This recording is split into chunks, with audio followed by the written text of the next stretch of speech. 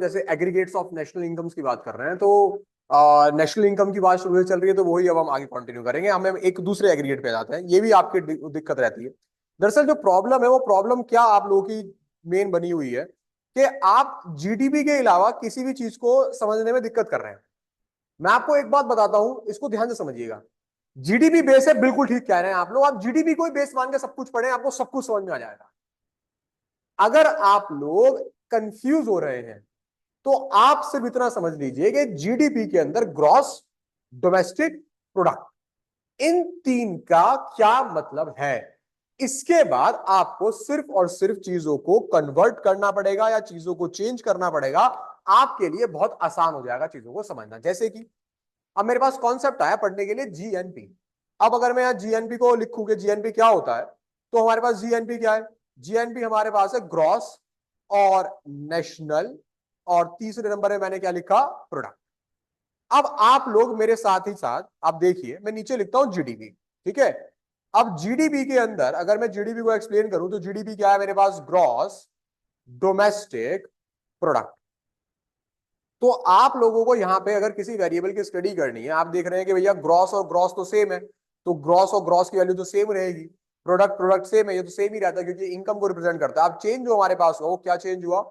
एक तो डोमेस्टिक, और फिर हम लोग डोमेस्टिक से जो जा रहे हैं वो किस में जा रहे हैं? हम लोग जा रहे हैं नेशनल में। किस में जा रहे हैं? नेशनल। तो आप लोगों को जो समझना है मेन, वो ये समझना है कि जब डोमेस्टिक से उठकर नेशनल में जाएंगे तो क्या होगा। आपको मेन ये समझना है कि हम लोग भैया जीडीपी पे तो हैं हम, और हमें अब जो पहुंचना है वो पहुंचना है भैया उठ के जीएनपी पे, ग्रॉस नेशनल प्रोडक्ट पे। तो डोमेस्टिक से नेशनल का डिफरेंस क्या है? ये आपके पास जो डिफरेंस होता है बेटा जी, आप ध्यान रखिएगा। डोमेस्टिक से नेशनल के इन दोनों के, मैं डी और एन के बीच में ही हूं, देखिए हमारे पास ये जो डोमेस्टिक है, मैं इसको और हाईलाइट कर देता हूं। इस डोमेस्टिक से और नेशनल के बीच का अगर मैं आपको डिफरेंस बताऊं, तो वो डिफरेंस हमारे पास होता है इनकम फ्रॉम एब्रॉड। इसको आप लोग नोट करिएगा, इनकम फ्रॉम एब्रॉड। ये आपका कॉन्सेप्ट अब यहां से आपका बनेगा, इनकम फ्रॉम एब्रॉड। अब इनकम फ्रॉम एब्रॉड का क्या है? देखिए आपको नेशनल इनकम में इतना क्लियर है कि नेशनल इनकम जो है वो फैक्टर, जितनी भी इनकम्स है उनका सम टोटल है। Sum total of all the factors income earn in your domestic territory.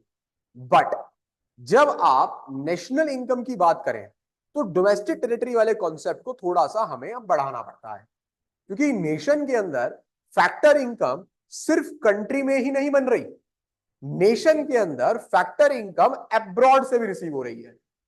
हो सकता है तुम्हारी कोई प्रॉपर्टी फॉरेन में हो, तुम्हें वहां से रेंट रिसीव हो रहा हो सकता है तुम सर्विसेज देने फॉरेन में जा रहे हो, वहां से तुम्हें सैलरी रिसीव हो सके भैया, हो रही हो। बहुत सारे ऐसे कारण हैं जो फैक्टर इनकम्स हमारी अब्रॉड से रिसीव होती है। तो अगर वो मेरे कंट्री में आ रही है तो मेरा काम बनता है कि डोमेस्टिक के अंदर अगर मैं उसको ऐड करूंगा तो फिर मैं डोमेस्टिक से कहां पहुंच जाऊंगा? नेशनल में पहुंच जाऊंगा, क्योंकि डोमेस्टिक सिर्फ डोमेस्टिक टेरिटरी के फैक्टर इनकम्स की बात करता है, और नेशनल हमारे पास वो फैक्टर इनकम्स की बात नहीं करता है जो मेरे पास अब्रॉड से आ रही है। इतना क्लियर हुआ? इतना क्लियर होगा सबको? जल्दी बताओ भाई, पक्का क्लियर हो गया? अब देखो दोनों सुनो आप लोग, अब मेरी बात सुन ध्यान से। अब अगर तू सपोज कर तू जीएनपी पे है, हाँ, तुझे जीएनपी कैलकुलेट करना है और तेरे को जो दे रखा है वो जीडीपी दे रखा है, तो सिंपल क्या करेगा? तू जीडीपी के अंदर प्लस कर देगा इनकम फ्रॉम अब्रॉड। क्या प्लस कर देगा? Income from abroad. कई बार हमें क्या देखने के लिए मिलता है कि ये हमें net factor income from abroad करने के लिए बोलते हैं, net factor income from abroad. और अगर हम शॉर्टकट में इसको बोलें फ्रॉम अब्रॉड, तो इसको हम शॉर्ट में एनएफआईए भी नाम देते हैं, एनएफआईए। ये सिंपल सिंपल अगर मैं आपको एनएफआईए को एक्सप्लेन करता हूं, तो एनएफआईए आप लोगों का जो हो जाता है वो फ्रॉम -2 हो जाता है, net factor income from abroad and net factor income to abroad. ये ध्यान रखना आप लोग, फ्रॉम -2 हो जाता है फ्रॉम अब्रॉड और टू अब्रॉड। मतलब अब ये क्या है? अच्छा इसको इसको समझ लेते हैं थोड़ा सा, ठीक है, इसको देख लेते हैं क्या है। देखो क्या हुआ कि तुम्हारी कंट्री से सामान फॉरेन भी तो गया, मतलब तुम्हारे देश में से फैक्टर इनकम अर्न करके फॉरेनर्स भी तो ले गए। हो सकता है वहां का कोई डॉक्टर हमारे कंट्री में सर्विस देने के लिए आ रहा हो और यहाँ से अपनी सर्विसेज के बदले सर्विस चार्ज कर रहा हो और चार्ज करके फॉरेन ले गया। उनकी भी तो प्रॉपर्टी तुम्हारे इंडिया में हो सकती है, तो पेमेंट तो उनके पास भी जाएगी। नहीं है समझ में आ रही तुम्हें?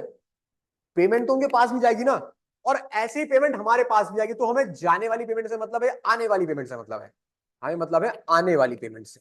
ठीक है, तो आने वाली पेमेंट में से जाने वाली पेमेंट को माइनस करना पड़ेगा, जो हमने किया फ्रॉम -2 करके। तो नेट फैक्टर इनकम पता चल गया कि एक्चुअल में पैसा आया कितना।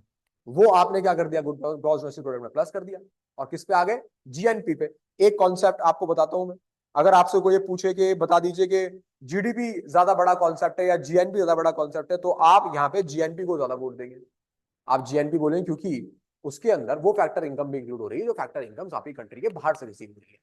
तो इसीलिए अगर हम बात करें कि ज्यादा एग्जॉस्टिव जो कॉन्सेप्ट है नेशनल इनकम का, वो जीएनपी है। वो क्वालिटेटिव वैल्यूज भी लेता है, क्वालिटेटिव वैल्यूज भी लेता है, इंटरनल स्ट्रेंथ भी लेता है, एक्सटर्नल स्ट्रेंथ ऑफ इकोनॉमिक्स भी लेता है, सारी इकोनॉमिक्स को कंसिडर करके चलता है। इसीलिए जीएनपी जीडीपी से थोड़ा सा कॉन्सेप्ट ऊपर है, आसान भाषा में। धन्यवाद आप सबका।